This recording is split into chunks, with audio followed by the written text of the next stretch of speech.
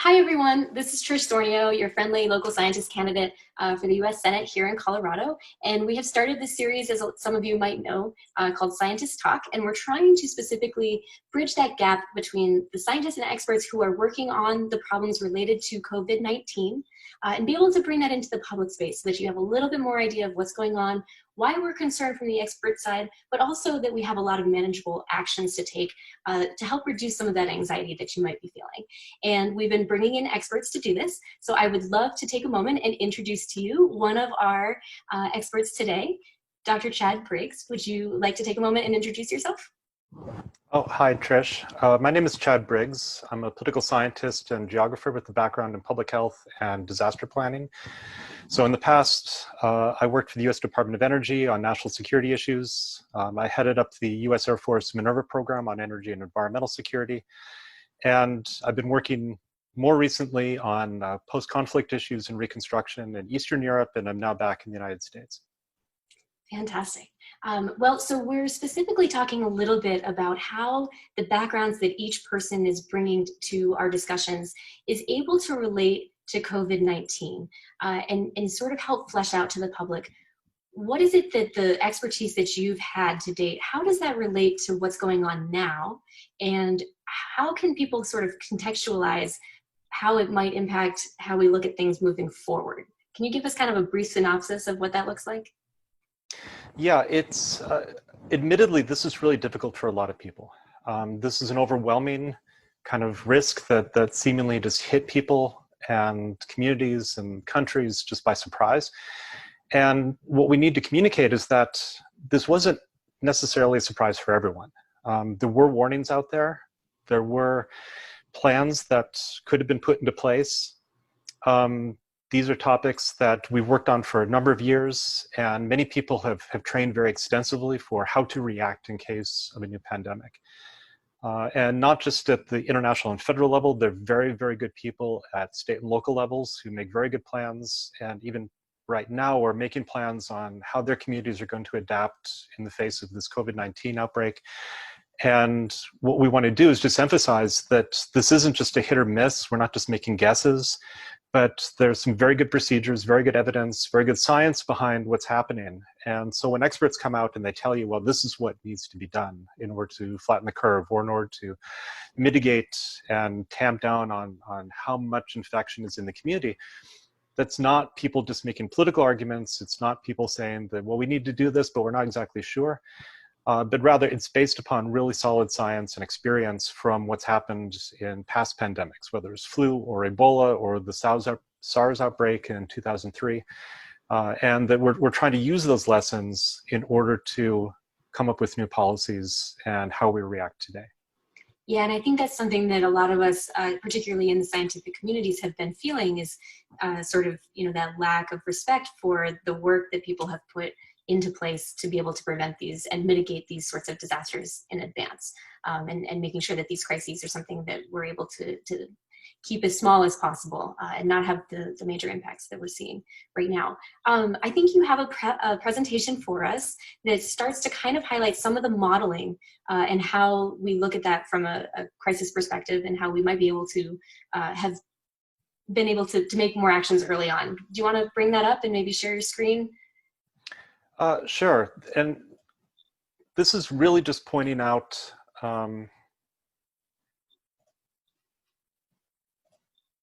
here we are. So I wanted to talk about this in terms of the perspective of national security risk. And we hear about this in the news. They'll talk about how the National Guard or the US military is supporting US efforts, or about why this is a national security issue. People may have heard about some political disputes concerning the National Security Council. And I wanted to explain what that actually means, because it can be very confusing, it can be very complicated, and it can also be really scary for people. If they see soldiers in their community, if they hear these ideas about, well, the military is going to be sent in, maybe for some people that's comforting in the sense of, well, they like the idea that someone's going to take charge and they'll just fix this. Unfortunately, that's not what the military can really do in this situation. They can't simply step in and fix the situation. Other people would be scared by that because they don't want the military taking charge. They'd want this to be still civilian-led. And that's also a very understandable and very American sort of reaction to this. So very briefly, because I don't want to just make this into some sort of university lecture, but first of all, the idea of force readiness and protection. Now, from the military perspective, this is the oldest sense of why diseases are important for the military. In other words, they have to maintain their readiness. They have to protect their own soldiers, sailors, airmen, Marines, right? So when, for example, two of the aircraft carriers in the Pacific right now, the USS Ronald Reagan and the USS Theodore Roosevelt, they both have contaminations of COVID-19 on those ships. And that means that the ships now are potentially out of action because they can't risk the entire crew becoming infected, and they have to be taken out, they have to be quarantined, they have to be cleaned. And this means that the US at the moment doesn't have any aircraft carriers in the Western Pacific. Now, this is a real problem for the military because they don't want that sort of thing to happen.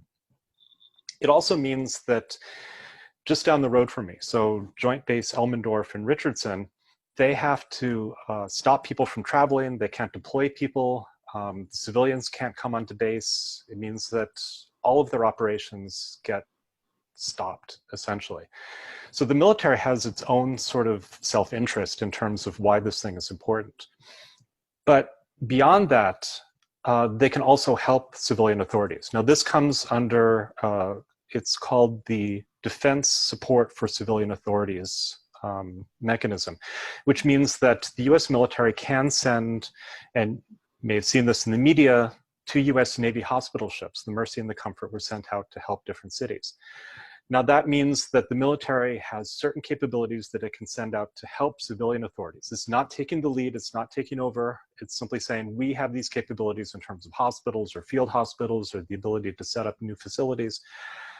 And that can be directed under the Stafford Act. So when a state declares a state of emergency and then the president agrees and says, okay, this is a national emergency, that means that the military can then be sent in. Now, second, there's also a Homeland Security response. Largely, this was created in the wake of 9/11, and it includes both the Department of Homeland Security, includes the National Guard, which is under normal circumstances controlled by each state, and then controls agencies under Health and Human Services, such as CDC and FEMA. Well, FEMA is under DHS. Now, those agencies have capabilities in order to help track the disease, in order to provide what you've heard in terms of the national stockpile for medical facilities and equipment. You can send those out to different areas. It can help to coordinate. The difficulty with this disaster is that normally a disaster occurs in one particular area. A hurricane hits Florida, an earthquake hits California, and then the nation can take resources from different part of the country and then direct them towards that one particular area.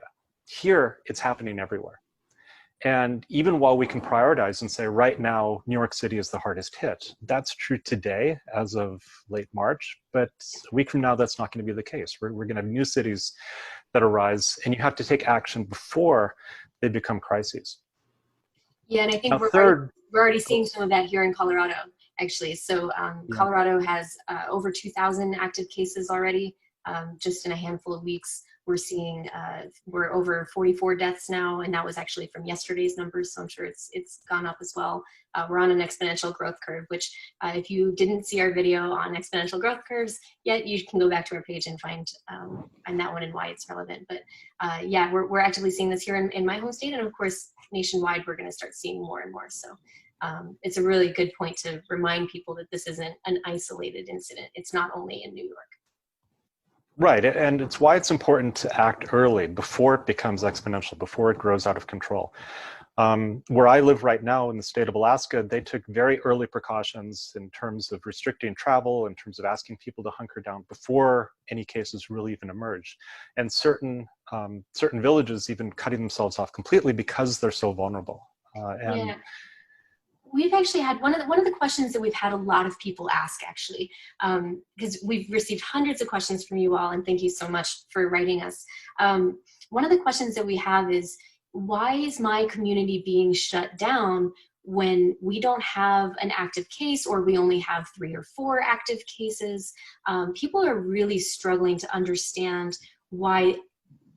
Why are we moving toward this nationwide, or we should be moving toward a nationwide shutdown? and pause of all non-essentials. And can you maybe elaborate from that security side why that preventative nature is so critical?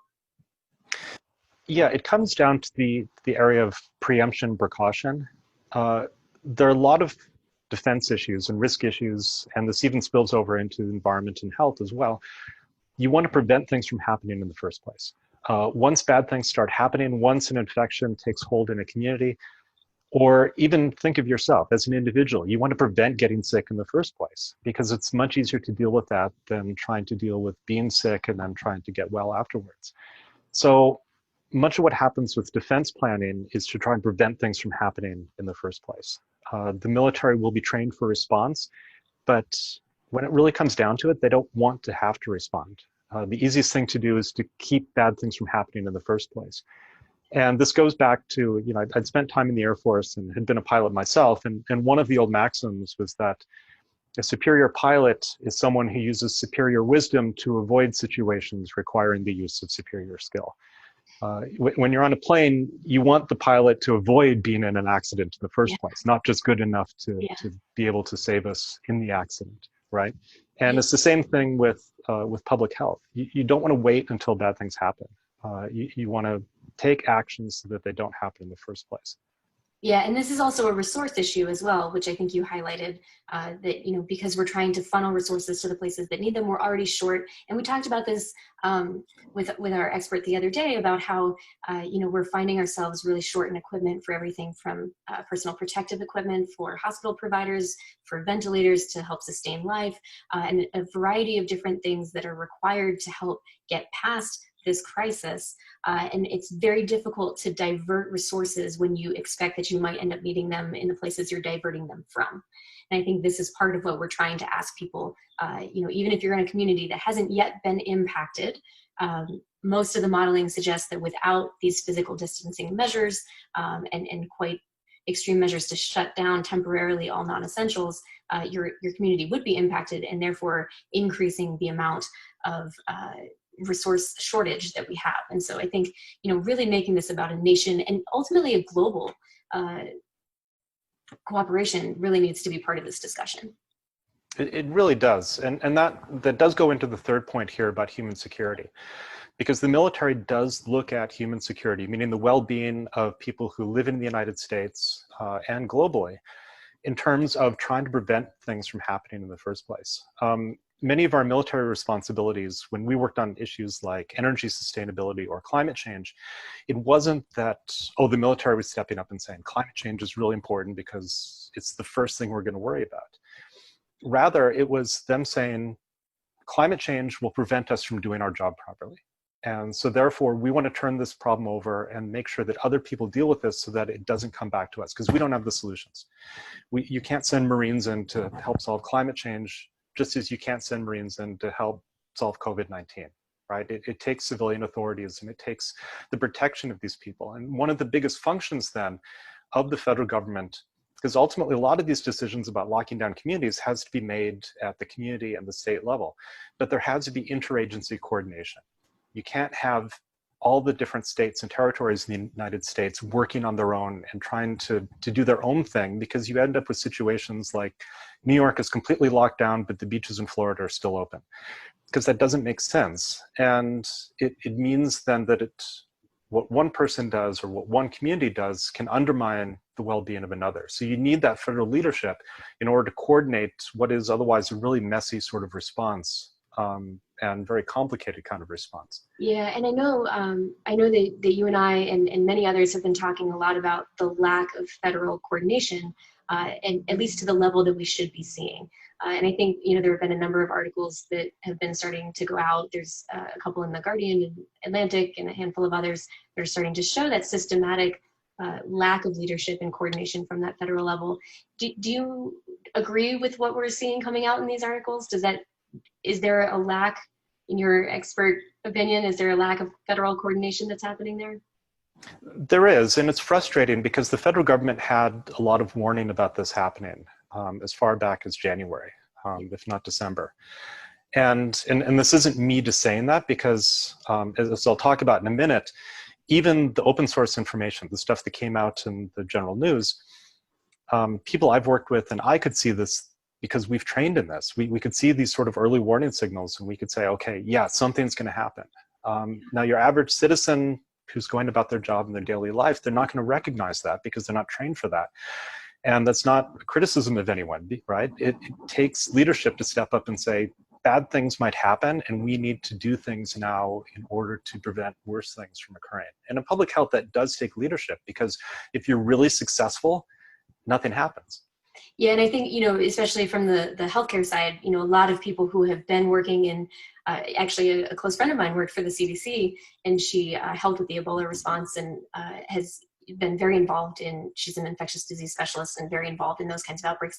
And one of the things that, people like her and many others who work in that space have been saying is, you can't go about, back in 2018 when we saw 80% of these CDC funds get cut for pandemic response and training. Congress has not actually worked to extend it's about $2.5 billion, I think, the budget that's required for ASPR, the training program that goes between the state hospitals and interagencies. And we're not seeing the consistency in preparedness, because there's of course two components to a pandemic response, right? So you have to have a preparedness component, and then you have to have your actual plan of action when that's in place. And the preparedness part, a lot of people felt like a lot of experts were explaining, we're falling behind in these areas. And I think I think COVID-19 is really exposing a lot of those weaknesses. And so, it's an unfortunate thing, because it impacts your ability to respond effectively when you don't have a preparedness plan that is fully in place. And so I think people are starting to feel the brunt of that. And, hopefully we're going to make some shifts in the upcoming days and weeks. And there's a lot of, I've been really impressed actually with a number of state governors and local leadership, a handful of businesses and entrepreneurs and scientists trying to step up and fill some of those gaps. But I really do hope that we see much stronger federal coordination and leadership in the coming days to weeks. Certainly this is a lives issue, if nothing else, from economics and more. So do you want to maybe jump back in before we get too sidetracked? And Yes. Well, and I do want to get to that sort of science and expertise issue as well, because for both of us as scientists, of course, we don't want to be sidelined. And what we have found is that a lot of the programs that have been set up in previous years, and this gets confusing for people who see this in the news, because you'll hear competing accounts of what still exists and what the current administration had gotten rid of, or that this came from the Obama administration. A lot of the programs date back to post 9/11. So the George W. Bush administration, the Ebola outbreak in the mid-2000s. And this set up programs like USAID had a program called PREDICT, which had set up a worldwide program to share samples with scientists around the world with the CDC and provide some sort of early warning of what was happening. And that program disappeared last year. There are other US military programs on issues ranging from disease to energy to climate change, which have disappeared. The CDC coordination office in China had 2/3 of its funding slashed, and the head of that office, when she left last year, was never replaced. And it's policies like that that make it difficult, because then we don't have the right information. And if you go back and you look at the National Security Council playbook on what to do in the event of a pandemic, it's a 68-page book which lists out a number of questions that need to be asked. Okay, well, what do we need to know? Who's going to know that sort of information? Where would we look for that information? Who could verify that information? What questions and then decisions have to be made? Who has authority to make that decision? And then once that decision is made, what the next steps would be. Those have all been laid out. We spent a lot of time, and I say we because I was involved in these sorts of issues. We spent a lot of time wargaming and doing simulations on these sorts of things to train people so that when it comes down to actually having to make decisions, you're not simply, well, you're not left going, well, I don't know what to do. I don't know who to call. Who do I call in China to ask for verification on this information? Or if I want to coordinate between, say, the United States and the European Union on shutting down flights, who do I call about that? And what resources do they have? And how would they react in this situation? All of those things have been played out already. Yeah, and you can't learn on the job.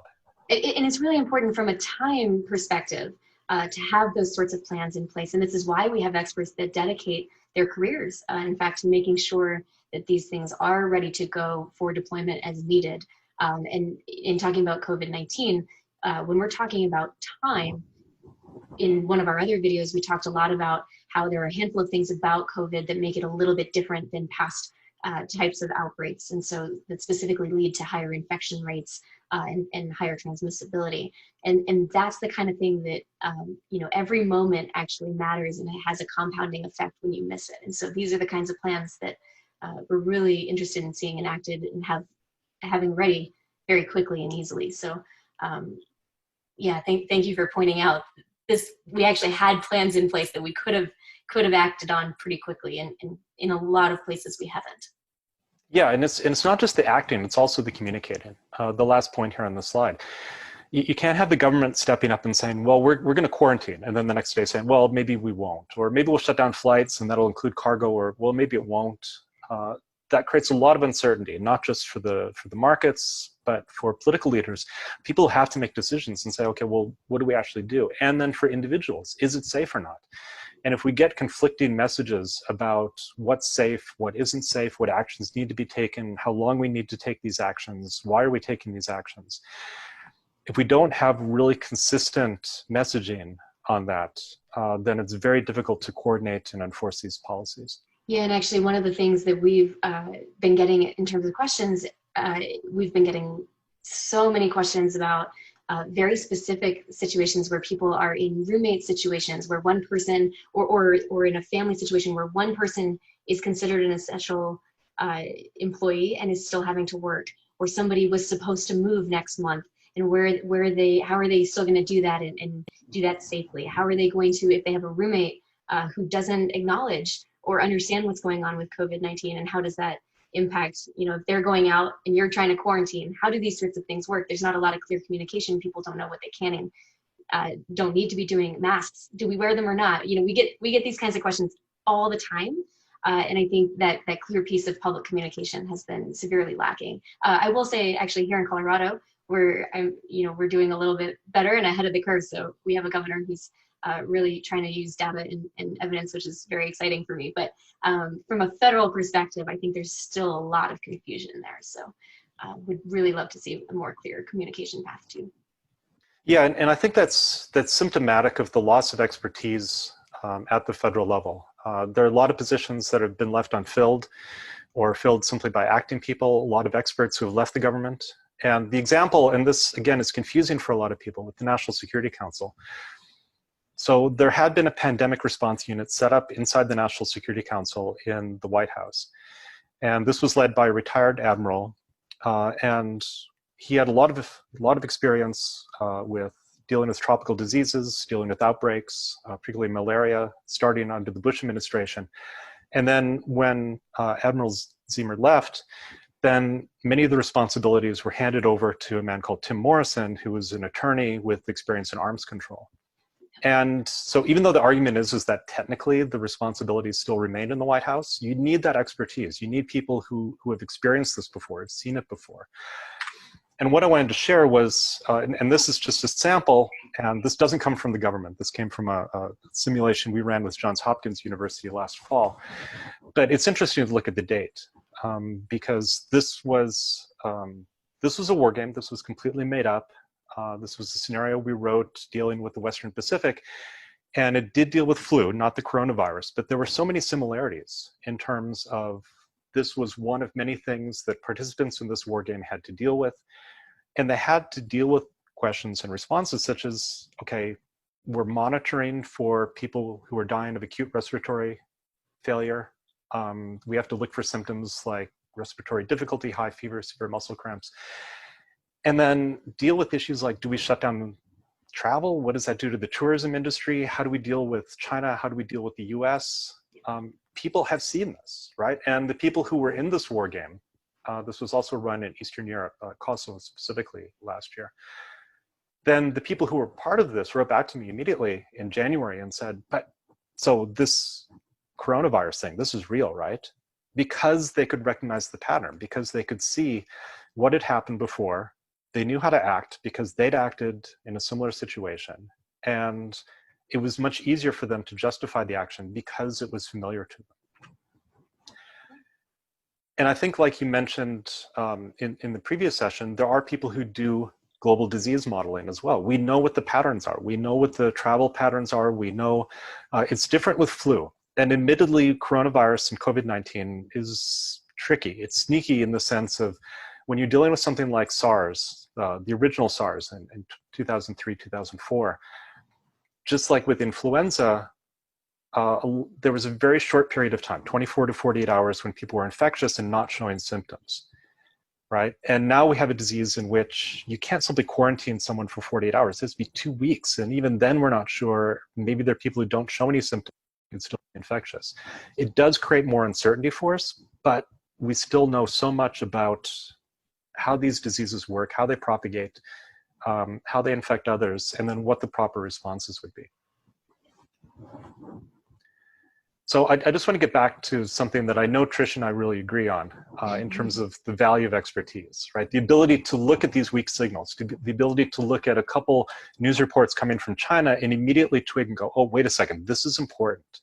Because even though it's only a few cases, this means something more than what, out of context, that news article would mean to people normally, right? Yeah, and then to be able to say, scientific communities for sure.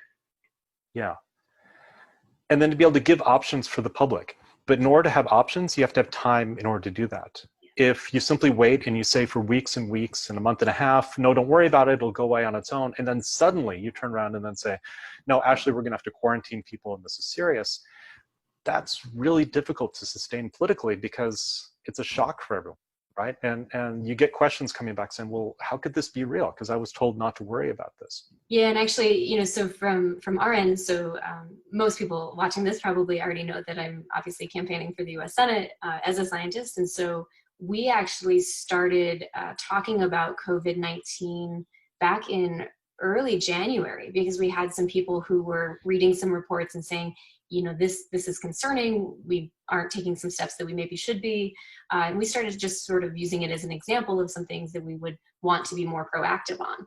And I think, you know, when we first started talking about it, it wasn't even really so much in the public space. And I think people weren't entirely sure what that meant and where we were going. But I can tell you that if we'd had several months of lead up to where we are now, instead of a week or two lead up to things shutting down and people had kind of grown into it, I think there would have been a lot more familiarity and understanding. And, you know, it's a lot easier psychologically for people to sort of progress on their own time than it is to just suddenly, especially in a country here like America. You know, we're a very individualistic nation. You know, we're a little different in that sense as a Western culture. And I think a lot of people are not accustomed to having to be told, stay at home. You know, like that's a big thing and for people here. And I think really having that time to ease into that would have been really critical for our nation, even more than others. And I've been a huge proponent for the discussion about, you know, from arguably from the US side, we had not only more potential resources at our disposal, but we had more time. And we should have been able to leverage that into better testing.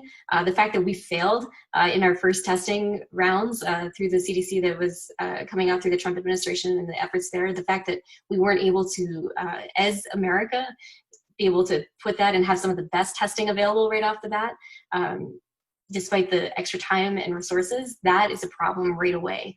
And there's so many other examples, but we should have been able to leverage that time to our advantage using this expertise, and specifically because it didn't necessarily originate here, so we had extra time compared to other nations like Italy and some others. So, yeah. Right, and there are also resources the military has that could be taken advantage of, and for whatever reason haven't been. The Defense Production Act, there's been a lot of discussion about that. This dates back to the early Cold War, 1950, but really the Second World War, where the U.S.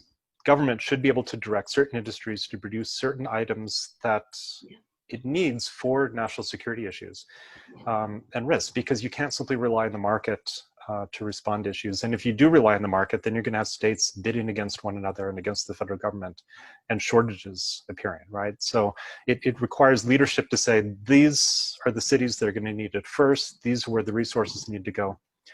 And this can also be coordinated by elements of the US military, the Defense Logistics Agency, just as an example. So if there's difficulty getting things to different places, both in the United States and globally, there are capabilities for doing that. Now, again, that's not to say that the military should take the lead on this. Really need to emphasize that this is a civilian-led government. These are still political questions in terms of how you respond. And I will say that over the years, we as Americans have sort of deferred a little bit too much to just handing things over to the military and saying, you handle this, right? And then undermining our own sort of civilian authorities and sort of civilian defense, which had been emphasized during the Cold War, but then just sort of fell apart. And we can't rely upon people on the outside to save us. We need to do this ourselves. Right? Well, and I mean, you can tell me if you agree, but I would argue America actually has a leadership role based on our disproportionate availability of resources in science and technology, and particularly the military components. So I would have argued that we should have actually had a leading role on this very early on, as early back as early January at least. We should have, but the point is that, it needs to be the civilians. Like the military can't wave their hands and say, wait a second. We're going to speak out of turn. No, it takes the president to step up and say, this is important, this is what needs to be done. But yeah, globally, I will agree with you, because right now we have China giving aid to other countries, including now to the US. And it should be the US that's sort of taking the lead on that. It's hard for other countries. You have smaller countries that had really good responses, like South Korea. Europe has had a really tough time because each country has sort of devolved into nationalism and setting of borders, because the European Union wasn't set up with the sort of authority to deal with this kind of crisis. The US does have that sort of authority and does have that role, and for whatever reason, it just hasn't stepped up and done it. Yeah. Now, I know sort of in preparing for this, Chad, actually, you and I had a conversation about how the COVID-19 situations, and not to throw you off from what we were talking about earlier, but you've kind of mentioned environmental components a few times in our chats. And so I actually wasn't really planned necessarily, but would you be okay kind of dovetailing into how COVID-19 response might impact our ability to actually manage climate in an effective capacity and time scale? Because this is going to be, we keep saying it's not going to be a weeks to months issue anymore. It's really going to be, this is going to be a months to years ongoing management and assessment.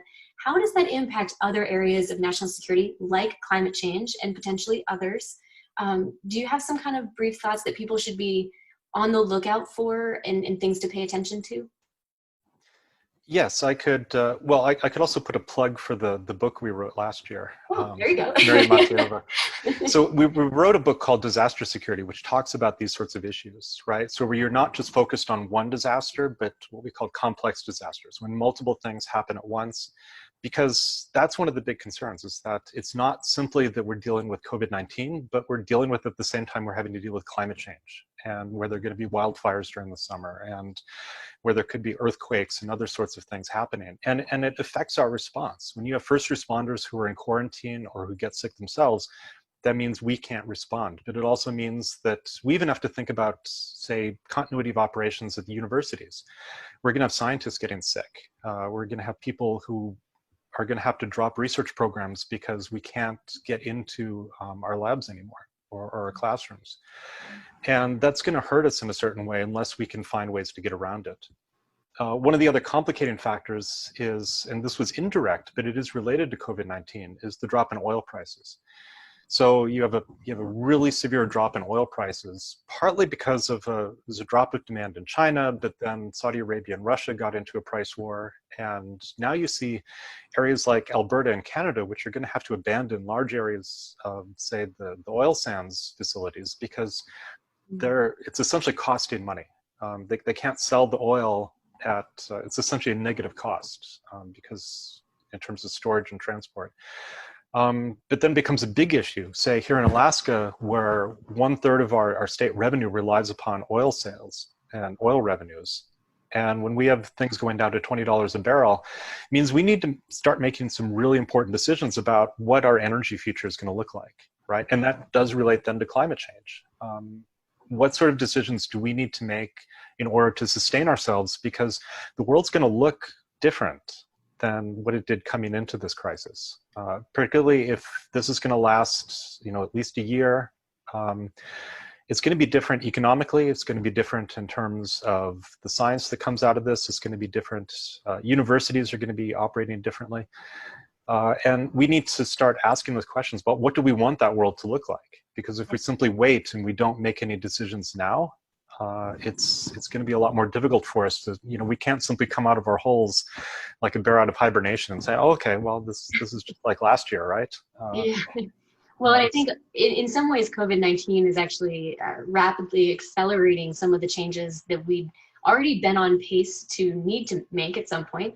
So, for example, the rapid transition to electronic teleworking, telemedicine, and all of these sorts of things.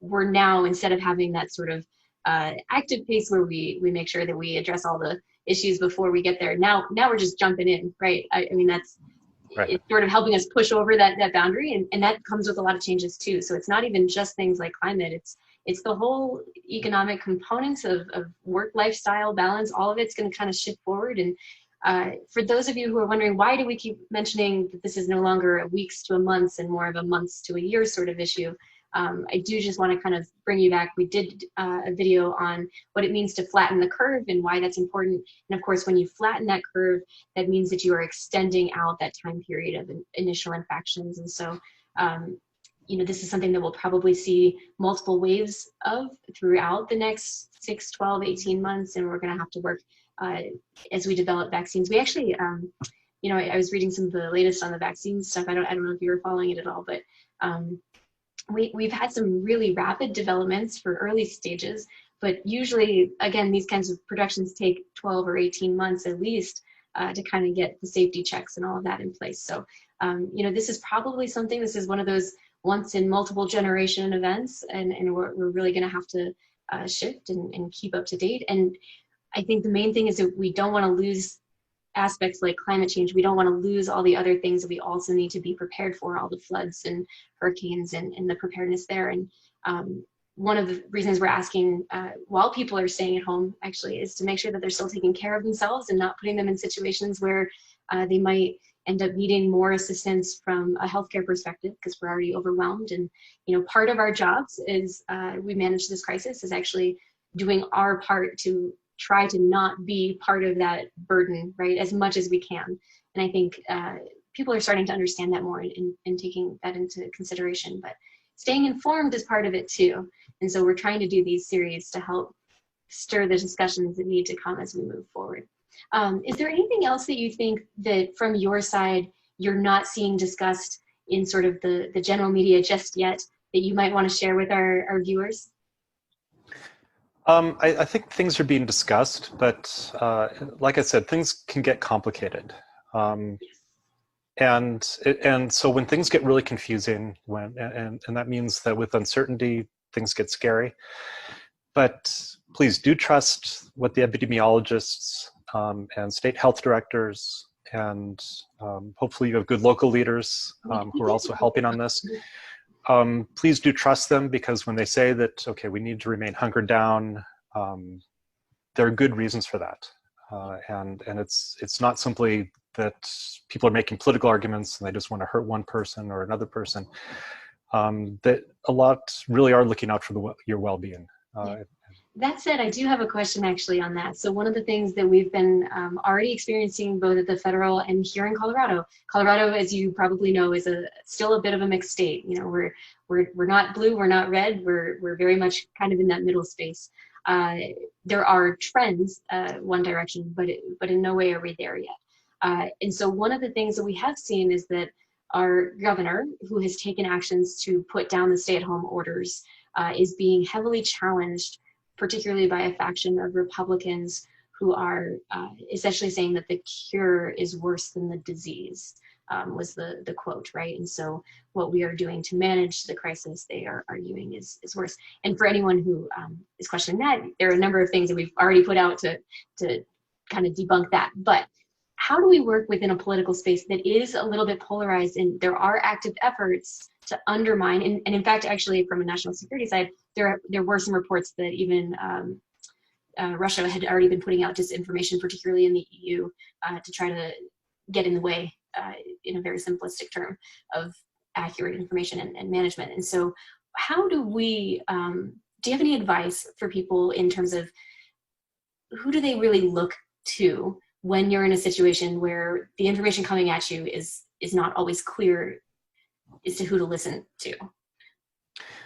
State health authorities tend to have some of the best information, especially because those tend to be contextualized for your individual geography and economy and demographics.